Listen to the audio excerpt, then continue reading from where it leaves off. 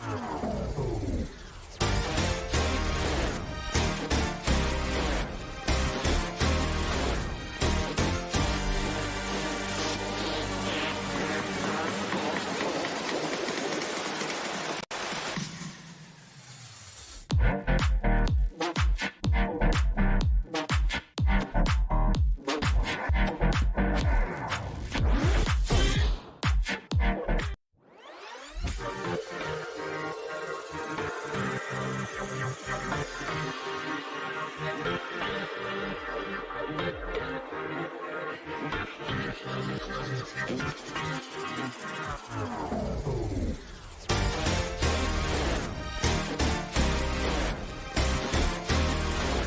Dubai, Ramadan Kareem, and welcome back to the Lovin Dubai show, where we go through all the trending stories, starting with a 6.3 billion dirham housing project has been approved in Dubai.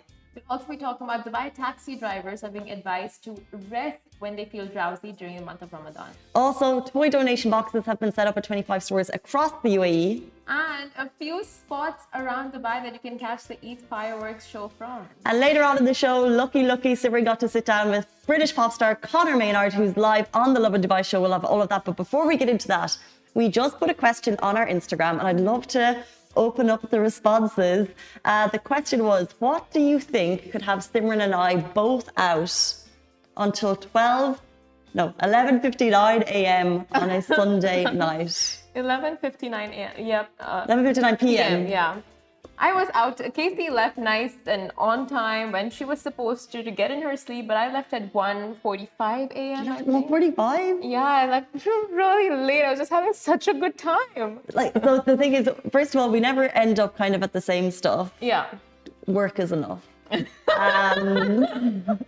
I really like you. Works enough. Well, we never usually end up at the same stuff. And then, especially late nights, because we need to be up fairly early. We need to kind of be fairly with it in the morning. However, we got an invite we could not refuse. And it was to a suhoor held by the CEO of Danube, which is, of course, Rizwan Sajwan, at his home in Dubai. And we both went. At Emirates Hill, one of the most lavish homes in Dubai. And it was not just extravagant, but so hospitable. They were so warm, the entire family. And of course, the house, it's one of those famous homes in Dubai. It's like if you check out billionaire homes, it's the first one that pops up. It was just like one of those kind of pinch me moments, and it was like, we're here, this is amazing. And it was kind of so I got there quite early, by the way. I think I was about the sixth person through the door. First person through the door. Literally in the door, and we came there so early that there was no one in the kind of main foyer. Yeah. So we were kind of like, where do we end? But as we came along, then Mr. Sajwan came and kind of greeted us all, which was just kind of amazing. And as then we came in, more people streamed in behind us. And then I saw kind of what a big bash it was, attended by just like so many people in social media, like everywhere you turned. First of all, it was so glamorous. It was so, like, for me, just watching everyone's outfits was super fun. But also just seeing kind of like the who's who of kind of social media, TikTok, Instagram. And like, this is the reason Simran was out until 1:45 is because she knew everyone. So it was like chatting, and it was such a cool moment that we haven't had these. It was Sahur. We haven't had them in so long. Yeah. And there's for so many people to know each other and to be back in the same place. I just think it was like really buzzing night. It was so good. It was like a fangirl moment everywhere you turn. It's like, oh! But it was so nice, honestly. It was warm. The sergeants were amazing. They came and spoke to every one of the guests, made them feel so welcome. And just a really nice, warm night. And they had all these photo ops, and the place was lavishly done up. The settings, and they had enough space, like, they really thought it through. So they had enough seating areas for everyone to sit down and feel comfortable. The food was brilliant. The food was by Delhi Darbar. Oh. It was really, really good. And like you said, there was all these photo ops. And then the best part of the night, I thought, was the games. So they had an MC there. And I've never seen this at an event where they get everyone to kind of like open up an app on your phone and you're all playing against each other. And then there was a bingo. And like you said, how hospitable the family was, because Sana, who is the daughter, stepdaughter, she came, or Daughter-in-law. Daughter-in-law. She came and just kind of was like, "Does everyone have bingo?" And you just felt that you were at, like a family party, and just like super She's warm. having pens. Just like you wouldn't expect Sana to do that at like her own party. You would expect like anyone else, you know, one of the maybe like someone who's helping out. But like no, she was literally handing out pens, and she called herself the Santa Claus of pens for the Cute. night. That was really cute. Yeah. So Simran and I, a little bit tired, I would say. Tired and still fangirling over people, the house, everything, the cars, guys. Oh, if you all walked in and saw their cars, if you're a car person, you would have passed out right there. Just passed out, wouldn't have made it through the door. But yes, this is why we are out late. This is why we are a little bit tired this morning. But as always, we see your comments coming through. We love to read them. Facebook, Twitter, YouTube, TikTok. We read them during the show. We read them after the show. So good morning, Rosa, who's watching from London. Good morning, Sarah Joelle. Good morning, Hamid. Oh, you won your prize. Did you go to Lummis India? Let us know. It's Samuel, but his Facebook name is... Oh, hi Samuel. Hi, Samuel. And do stay tuned because later on in the show, we're going to play a little bit of our Arabic word of the day game. Yes. I'm going to test you to see if you know your words. I think I should test you, Casey, because I feel like I'm good with Arabic. No. Yes. Let's jump into our top stories. The 6.3 billion dirham housing project has been announced in Dubai. So His Highness Sheikh Mohammed bin Rashid Al Maktoum, Vice President and Prime Minister of the UAE and ruler of Dubai, approves new residential packages for citizens worth 6.3 billion. This includes housing and land allotments for 4,600 Emiratis in the city, and it's of course been announced on the occasion of Eid. His Highness also approved the development of a new housing complex in Al Khanij Area 2, which will include 1,100 residential villas. The housing plan includes 3,500 plots in Al Awer and Nahad 4. The initiative reflects Sheikh Mohammed bin Rashid's keenness to support Emiratis to improve family stability and to provide a decent life for them in accordance with the social welfare system and quality of life that the UAE is committed to. Now, all this while laying its foundations and enhancing its components for its citizens. Yeah, and he basically also, His Highness made a statement and it ended just by saying, "I wish the best for our country, our people, and I look forward to a better and happy life for us." And that's always what it's about, whether it's a citizen or a resident. It's always kind of like, what can we do to make this a better place? But this is a huge housing project announced for Emiratis as that's part of one of their benefits. It's a great Fab. time to be an Emirati. It's a great time to be an Emirati. Passports ranking as one of the top most powerful housing benefits, like so much thought for the citizens and residents. It's incredible. Incredible. Agreed. Oh, Emiratis. Lucky them. But what are you thinking? I was thinking lucky them, but also I also think like lucky us because we have all seen the benefits for like not housing, but you know, other benefits. So we move here and then we're of course, and any country too. you're from, you would want the leaders to think about its citizens, about its people. So over here, you just take the example and you just hope that your leaders, you know. If you compare it to housing in Ireland, like anyone who's trying to get on the property ladder just says it's just impossible. If you want to live in the city, it's impossible. So then you're kind of like moving away to the country, which is fine, but also you're not getting the jobs with the salaries. Just like you're outpriced unless you're making, and it's very hard to even get the mortgage. So like when I just compare this to what people have in Ireland, yeah, you'd rather be an Emirati getting the housing allowance, but of I course, would say. Still, there's so many factors, right? There's the population factor in like other. I think the population here is fairly still manageable, like especially for Emiratis and citizens. But I think in other countries, like the number of locals is so much. It's like, you know, how much, to what extent can you do for them? True.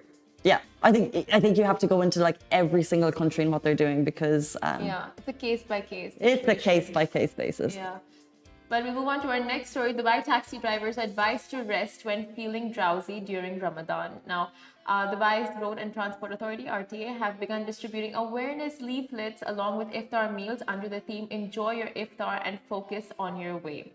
Now, Dubai taxi drivers are also being advised to rest well before getting behind the wheel and to pull over if they feel sleepy, drowsy, or need to relax. And RTA is also urging drivers to stop driving when they hear the call for the Maghrib prayer, to have a light iftar before resuming their journey. So to make sure that people actually hear this call for awareness, they've distributed 8,000 leaflets throughout the holy month so far. Concentration levels can fluctuate as those who are fasting actually sleep later than usual to have suhoor. So the initiative is also organised with driving institutes in Dubai. Any trainee driver who passes their driving test will be presented an iftar voucher with instructions on safe driving. I got a voucher, I didn't know what it was for. Oh my God. It's still sitting at home. So that's what it was. I'm going to take my excitement down a little notch. I'm like, That's what what is happening? What is happening? I need to read the leaflets. You know, well, I got the license and it was literally like that like gold Willy Wonka chocolate factory moment. So the little paper, I was like, eh. I didn't throw it away. Don't you worry. Anyway. Oh my God, that's so cute.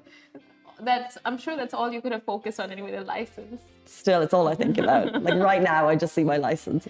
That golden card. And it is golden, so I get the whole Willy Wonka moment. Yeah. But it's so I got the sweet. golden ticket. She got a golden ticket. And more on that story. More traffic accidents that take place during Ramadan are attributed to the lack of leaving a safe distance between vehicles. Now, drivers are also urged to ensure ACs are on as hot, ACs are turned on and are nice and cool, because hot conditions also increase the feeling of exhaustion. So there's that. Yeah, I think that this is the wording, of course, during Ramadan, but throughout the year. You know, if you're a driver, you just have to be so aware of the responsibility you have. And I think as a new driver, I'm very aware of it, because I'm like, okay, I need to focus on myself. I also need to be, and this is something that the Galadari were like instilling in you. It's all the cars around you need to be aware of too. Why are you laughing? I don't know who drove last night. Jamie drove. Oh, Casey. Yeah, it's got a really big car. But have you driven after you got your license? I drove the moment I got my license. Yeah. My friend Harry was there, so he let me drive his car. And then I drove Jamie's one. But it's an F-150 truck, so it's got this massive back on it that's not suitable for me. I have no spatial awareness, and I'm very aware of my responsibility. Thank you, Galadari, as a road user. So you need to just, when you become a driver, when you've been doing it for so many years, it's just habit. And it's you. And they have you heard the stat that they say most of your accidents are when you're closer to home or when you're in autopilot nearly. Okay. Because you're so used to driving and so used to doing that you don't even need to think. And then that's when. So like on your way home, be super duper careful. On the way leaving your house, be super duper careful. I'm a bit nervous. And You've become an expert, and the student becomes the master. I'll show you some tips and tricks of parking. I think you must, after the story I told you before the show. Of what? I think I need all the driving tips in the world. What story? For your Tell us. No, Katie, what do you say? We'll move on. We'll move on. Okay, toy donation boxes have been set up at 25 stores across the UAE. Parents, if you have a house that's full of unused toys, we all have that playroom with toys littered everywhere. And if you know you don't need them, this is for you. So Landmark Leisure have teamed up with Emirates Red Crescent to make sure every toy gets a second life. And it's a brilliant toy donation initiative. Basically, the toys will be distributed to children in need who are less fortunate and to children who do not have access to toys. A fabulous way to declutter, but more importantly, a super simple way to bring joy to others. You can find donation boxes at 49 stores across the region and 25 stores in the UAE alone.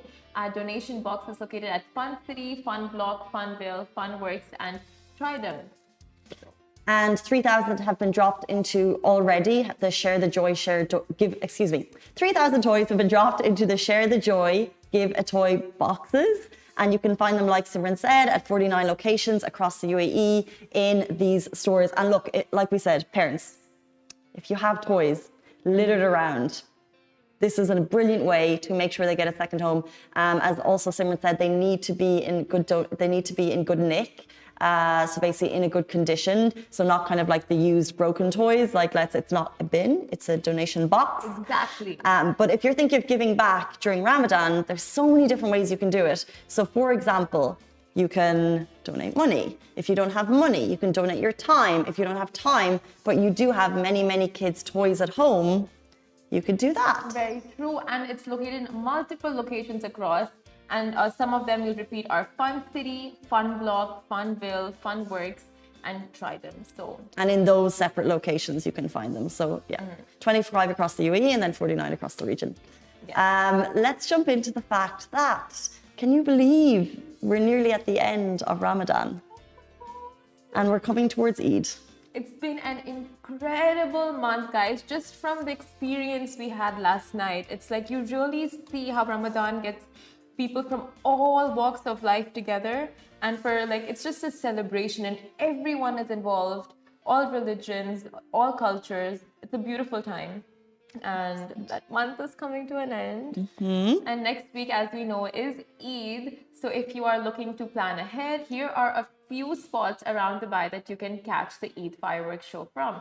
Now, Eid al-Fitr is just around the corner, and the holidays will be from 5 to 9 days long, depending on which sector you work for. So public sector will see a 9-day holiday, and private sector will see a 5-day break. And of course, everybody will be enjoying their time off by traveling, visiting family, going on adventures, staycations. But if you're staying put in Dubai and watching the fireworks shows, well, here are a few locations where you can catch them from. Now, number one being Dubai Festival City. The Festival Bay will host a 3-minute firework display and laser and sound show on May 3rd at 9 p.m.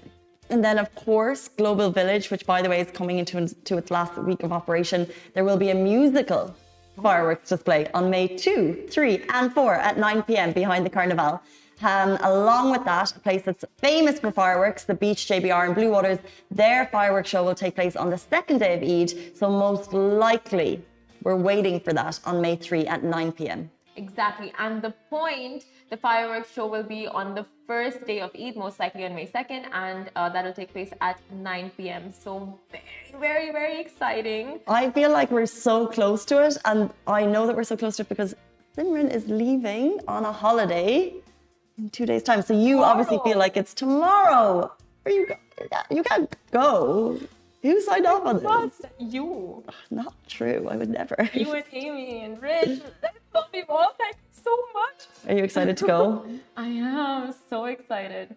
Got all the gifts ready. Everything's packed. Like my everything is packed. Like who are you buying gifts for? My family. Like mom, dogs, sister. My mom, dog, dad. sister, dad, grandma, and aunt.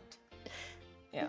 But at this point, my mom was like, do you buy lots of gifts? Like at this point, I'm like, because your whole life, you're going, coming back, going. Every time, do you buy them gifts? Well, I'm going back after a year, so I don't know. It's just like for us, it's like going empty-handed. Like my parents were so specific about this. Anytime we went back to India to meet my grandparents, they would never go back empty-handed. So now it's like instilled that I just don't want to go back and have nothing to, I feel like a terrible person because my sister-in-law is Pakistani and she is amazingly thoughtful for gifts. So it was Christmas and we kind of do we'll do rather than there's 6 of us in the family, so we'll do one gift. You do go on the pot and you pick out one person. Yeah. But she'll buy presents for everyone and she's so good and thoughtful. Yeah, and that gets expensive. And she wasn't even here at Christmas, but she sent them. So everyone had gift from Sana on Christmas Day. Oh my God. But she's amazing. But then it makes me, I'm like, oh no, I'm really bad. And Ali, Shahir, when you guys travel after being away for a long time, do you bring gifts for everyone? Ali said, if we have money. It's pretty apt. Shahir said he only got his nephew one, and that was your newly born nephew? Yeah, I would be the same as Shahir. It's like if there's a new person or there's there's a new person or there's a wedding or there's something, because those presents are expensive. So how you can... I think I go for the affordable gifts, like a shirt or an earring. It's so thoughtful. It's a lovely habit, and you're either thoughtful or you're not. You're either generous or you're not, and I'm not. You are. I'm sure you do it in your own way. You're just being humble. No, I know. Do you guys, well, anyone watching, are you a Simran? Who's she's going to go home and she's going to probably overpay on luggage because she'll have 10 massive suitcases full of gifts.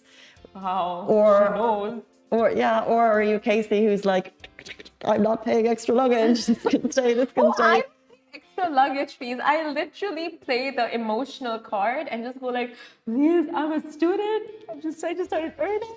And they're like, oh my God, stop the drama. There are people behind you. Just go, just go, just go. At what point, speaking to an audience of 1.2 million, do you think, because that's how many followers we have on Facebook, do you think that the I'm the student card is not going to work anymore? I'm just kidding. I said it for humorous purposes. You say it to them for humorous purposes? No, to you guys. Obviously, I pay excess luggage and don't use the student card. Ali says he might have something that's humorous for us.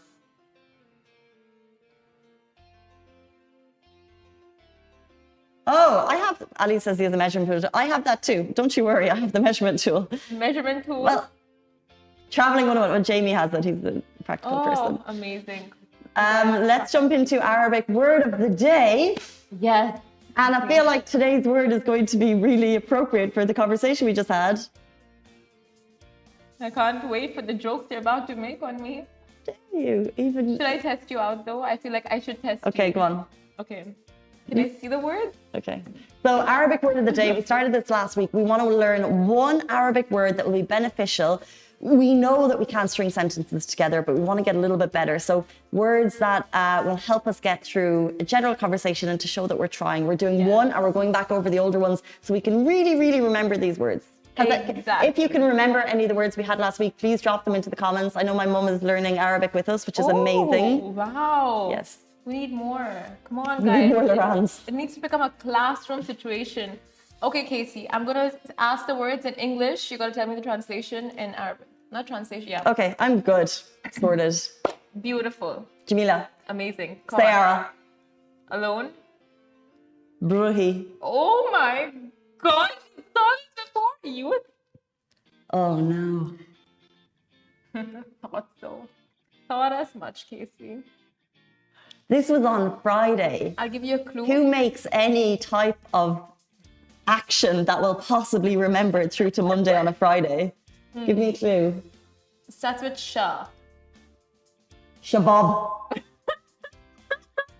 No, it's not Shabab, even though you put it there like that, but it's Shabab. Close. When you're learning a language, Simran, you need to support, not you need to encourage. My bad. Shabab. Shabab, yes. Sorry, Ali? You can pronounce it that way. Shabab? The only reason I remember is because Simran was like, it's like guys, Shabab. Shabab. No, I literally said Shabab. But yeah, you Shabab. If you can Spell say the right it. way. S-H-A-B. S-H-A-B. I thought you were gonna like you didn't even make it there's hard. one more. Oh. Oh, it's today's word. Okay, fine. That we learned together. Okay, guys. Today's word of the day. Today's word of the day is Takiya. takiya. Okay, what that is male takiya. Taki is male, takiya is female, right? Yes. Okay, takiya is male, and that means smart. Use it in a sentence. The Lovin Dubai show is brought to you by two very takiya hosts. Oh, takiya. Right? And that was Takiyat. Takiyat. Takiyat. Plural female. Female plural is takiyat. Okay, if you would like to suggest some Arabic words for our Arabic word of the day, please do. They need to be You need helpful. to use it in a sentence now. My response to you is takiyat. No. That was takiyat of me. That's the plural. I'm very takiyat. You can't keep up with how takiyat I am. You're a takiya. Simran is not as takiyat as Casey. No, it's takiya. Takiyat is plural. Right? Are we getting into plurals and different forms? I don't think so. It's too hard. So takiya is female. Takiya, okay. And Maybe I'm not as takiya as I think. No, you are. You just got confused. And Thanks, taki Simran. is male. And yeah, and it means smart. So there you go. Today's Arabic word of the day is smart. Okay, do stay tuned. Would you like to introduce the next one? Oh my God, he was a dream to interview you guys. Stay tuned because right after we're going to be in conversation with British pop star Connor Maynard live on the Lovin Dubai show. Hello and welcome back to the Lovin Dubai show. And today we are joined by the English singer, songwriter, actor, YouTuber, and someone whom us 90s kids literally grew up with, Connor Maynard. Welcome to the show. Hello, hello. Thank you for having me. Thank you for joining us. So, how are you, and which part of the world are you in right now? I am in London right now. I'm at my apartment in London. Yeah, it's actually a really sunny, nice day, which is kind of rare for London. So Yeah. feeling good, feeling good. Nice and bright light coming from behind you. So, how long have you been staying in this apartment of yours? I've lived in this flat for about a year, almost a year and a half. Oh, okay. It's quite long for me. I Wow. normally move more frequently than that. I feel like, I mean, it's obviously definitely down to the pandemic, etc., that I stayed here for a bit longer. But I think that, yeah, I normally move around more frequently than this. So this is quite a new step for me, I guess. So yeah. So, is that something you like, moving around and not staying in your comfort zone, staying in Yeah, one well, place? normally it's because I'm asked to leave. Oh, what? For making too much noise. I'm obviously, making music is quite difficult when you have like a studio at home. Obviously, Okay. not everyone's a fan, so you end up upsetting some people. But no, I like moving around. I've lived in different cities in my life. I lived in London. I lived in LA. I've lived in New York. I've lived in Miami. I lived in a bunch of Wow. different places. So I like to move around, I would say. That's insane. I can't imagine a landlord out there who kicks Connor Maynard out of the building. Oh, Like, it's what? happened. Believe me, it's happened. It's happened a few times. That's insane. Oh my God. You should just throw one of your albums on their face and go like, you know who I am? Yeah. Maybe I'll try. Maybe I'll try that next time. See how far it gets me. I feel like I'll get me thrown. I feel like I'll get me thrown out even quicker, but I'll try. By the way, for me, one of my favorite song of yours is, of course, Can't Say No. It was my Wow, that's a like, throwback. it is a That was major song. 10 years ago. That was 10 years ago I released that song. I was obsessed with it. Like I would listen Really? to it on loop day and night in my school days, and it was just such a vibe back then. And I remember where my headspace was at back then. But of course, it's a song about coming of age and liking girls. So, where was your head at when you were writing the song? Can't Say No. Oh my goodness. So I guess obviously I was a freshly signed artist. I was kind of, trying to figure out what my sound was going to be and like kind of what my style, etc., was going to be. And I just think that around that time, I don't know, we were just trying loads of different ideas. I think we wrote, I don't even know, maybe over 100 songs before we released Can't Say No. So obviously I had so many songs that were unreleased and weren't quite right. And then I don't know, when we wrote Can't Say No, it was me and the Invisible Men.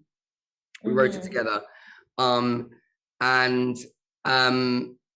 We just, I think we just messed around with ideas, and eventually when we wrote that, we were like, yeah, this is the one. This is really, really cool. And we knew it was really catchy, and it wasn't like too young, but it was also like, it had that kind of like young edge, but it also was quite cool at the same time, and like the kind of beat was kind of cool. We didn't want to do something that was like too obviously just like straight pop. We wanted to make something a little bit cooler than that. And yeah, that's kind of how we did it. And I remember being 19 years old and being in the studio being like, yeah, this is the jam. I might even I can't actually remember when we wrote it, but I was about 18, 19. So yeah. Okay, but it was so very relatable for a majority of us, but was it relatable for you? Were you just looking for like a catchy beat, or were the lyrics like hitting home?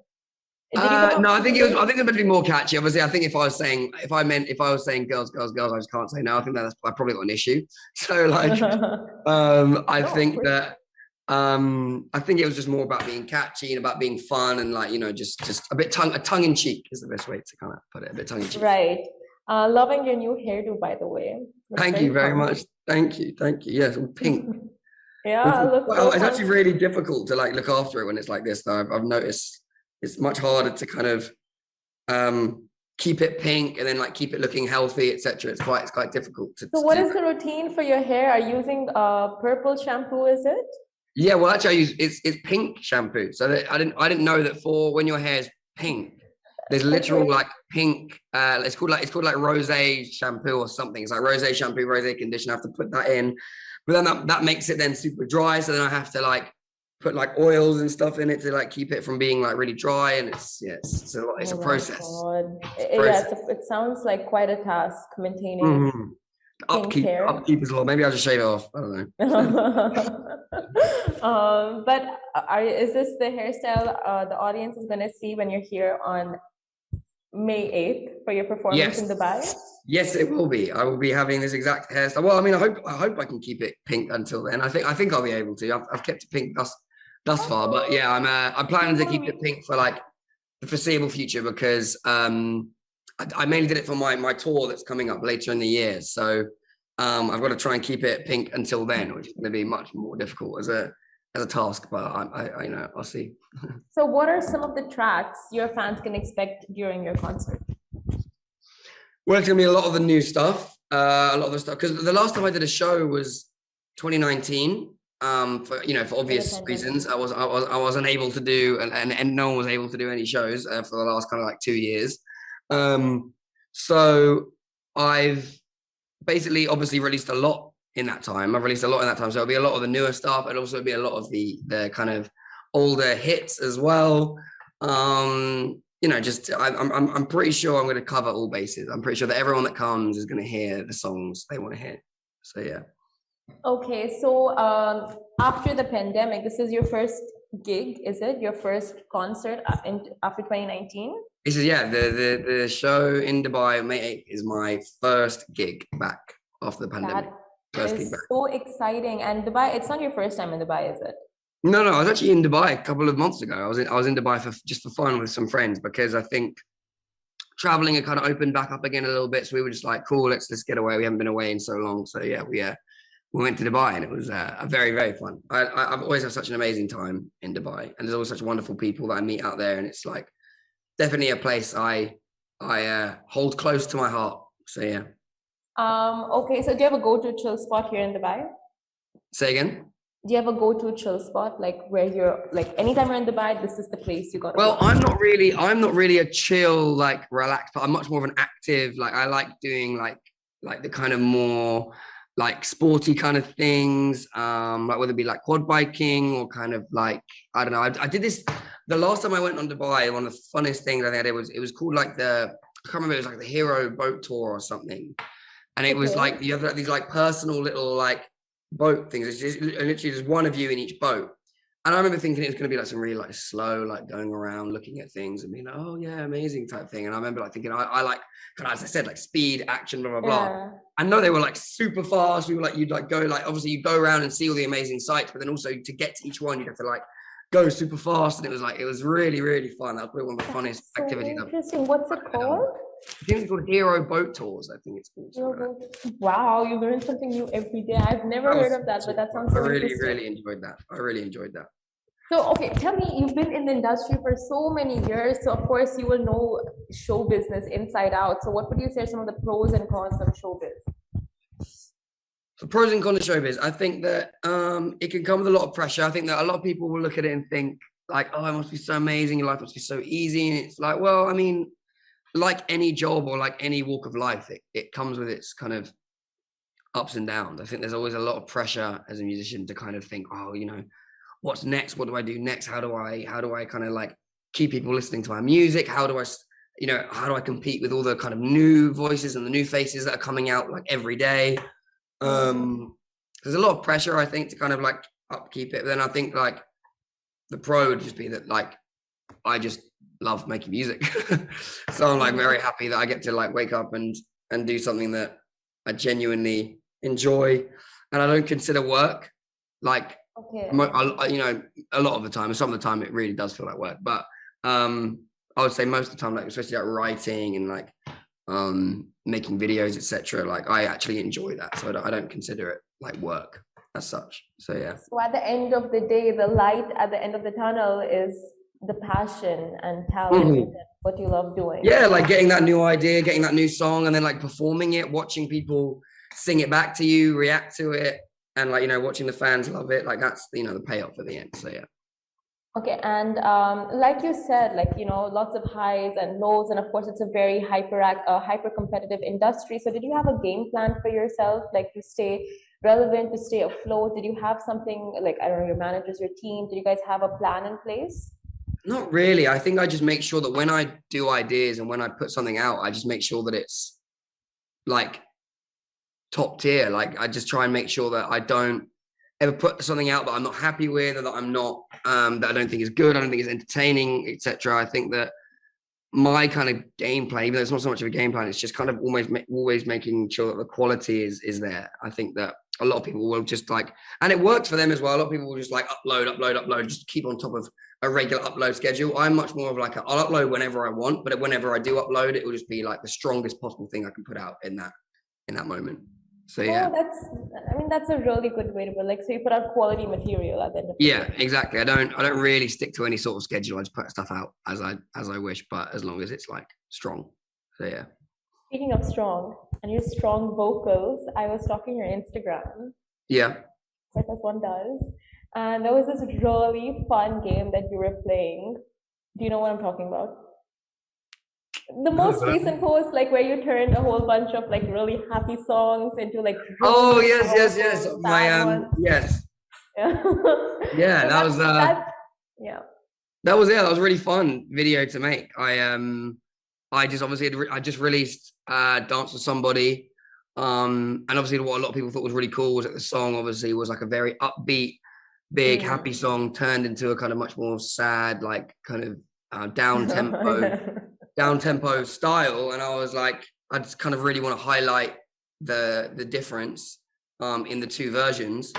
And that video seemed to do the trick. I think on TikTok it got like almost 50 million views or something like that. So Genius.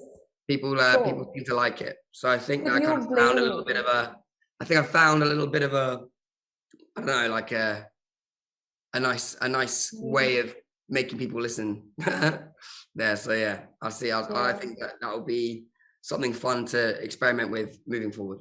Okay, guys, so that was it for our interview with Connor Maynard. There was a small connection error, so we lost him there, but do catch his show, his live concert happening on the 8th of May at the Coca-Cola Arena.